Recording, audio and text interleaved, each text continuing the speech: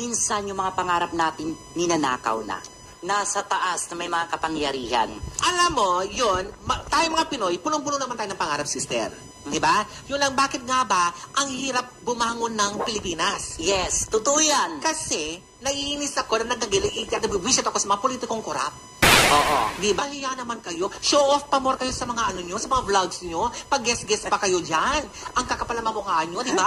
Pera ng taong bayan. Alam mo, na lahat mga yan. Alam mo, dati hindi ako apektado. Pero habang dumadaan ng mga ilang araw, nanonood ako, alam mo ba, nafe-feel ko na, ay, apektado na ako. Kasi dapat maayos sana yung gilid ng bahay ko.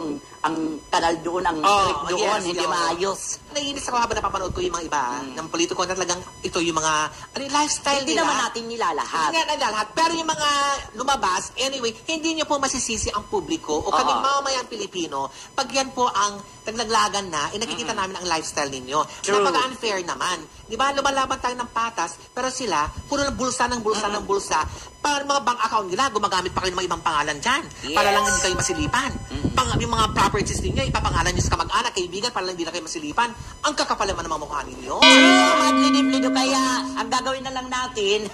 Naiinis talaga ako. Naiinis siya. God, pahinga ng kape. Totoo yun, di ba? Yes, totoo talaga. Maraming mag-agree sa akin dyan, mga mamayang Pilipino talaga, na hindi patas ang laban ninyo.